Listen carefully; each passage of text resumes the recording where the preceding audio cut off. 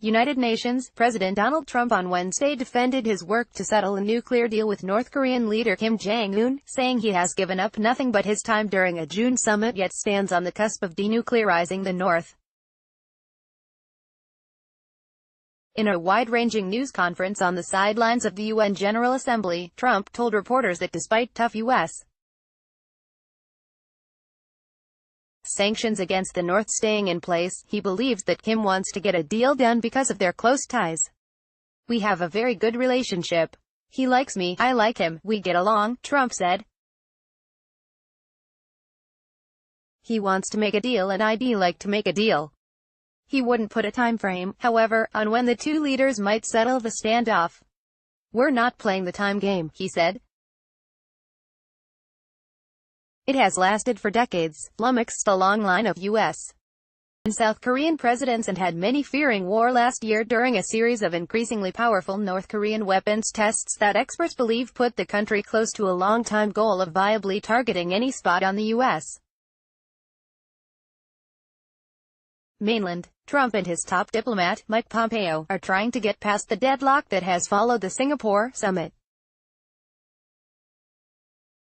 Pompeo is planning to visit Pyongyang next month to prepare for a second Kim-Trump summit.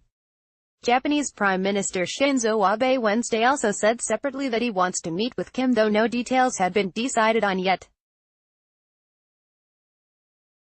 Trump's optimistic comments come amid widespread skepticism that Kim will actually relinquish an arsenal that Pyongyang likely sees as the only way to guarantee the Kim dynasty's continued authoritarian rule.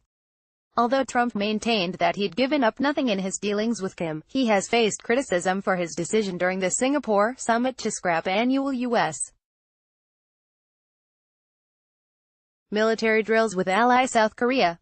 Critics called it a concession for the North, which has long railed against the drills as invasion preparation and proof of U.S. hostility.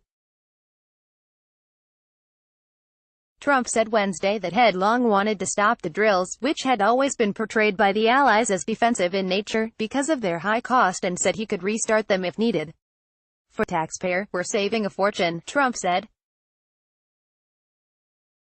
Trump also made the stunning claim that former President Barack Obama told Trump that Obama was very close to going to war with the North. "If I wasn't elected," Trump said, "you'd be in a war." The State Department said Pompeo was invited by Kim to Pyongyang, the North's capital, to make further progress on the implementation of agreements made during the Singapore summit and to set up another leaders' meeting. Pompeo met earlier Wednesday with North Korean Foreign Minister Ri Yong-ho at the UN General Assembly meeting in New York. Pompeo said on Twitter that his meeting with Ri was very positive. There were no details immediately available about what the diplomats discussed. "Much work remains, but we will continue to move forward," Pompeo said. Also at the UN session, South Korean President Moon Jae-in said high-level diplomacy has removed the shadow of war that hung over the Korean peninsula last year as Kim and Trump threatened each other with destruction during the run of North Korean weapons tests.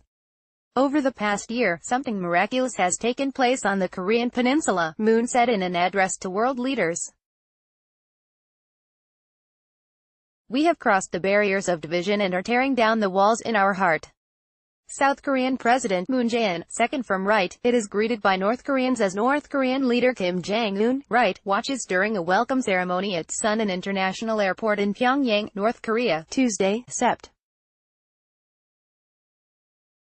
18, 2018. The leaders announced a wide range of agreements which they said were a major step toward peace on the Korean peninsula. Pyongyang Press Corps pool via AP. Moon met with Kim in Pyongyang last week and has been the leading force behind the summitry. He and others hope another Trump-Kim summit will lead to disarmament progress. Diplomacy has stalled following Kim's vague promise at the Singapore summit to work toward complete denuclearization of the Korean peninsula in exchange for U.S. security guarantees. At the heart of the impasse, a North Korean demand for a declaration to formally end the Korean War before it takes any major disarmament steps. That war ended in 1953 with a ceasefire, not a peace treaty.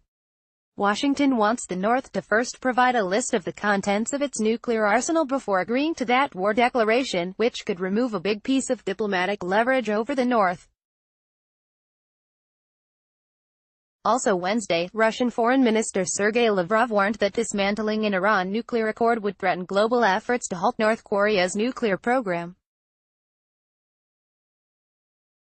Lavrov and others defended the 2015 Iran deal at a UN Security Council meeting chaired by Trump about non-proliferation. Trump pulled the U.S. out of the accord, arguing it wasn't tough enough on Iran, and is threatening new sanctions. Lavrov said dismantling the accord would be counterproductive for the efforts underway now to denuclearize the Korean peninsula.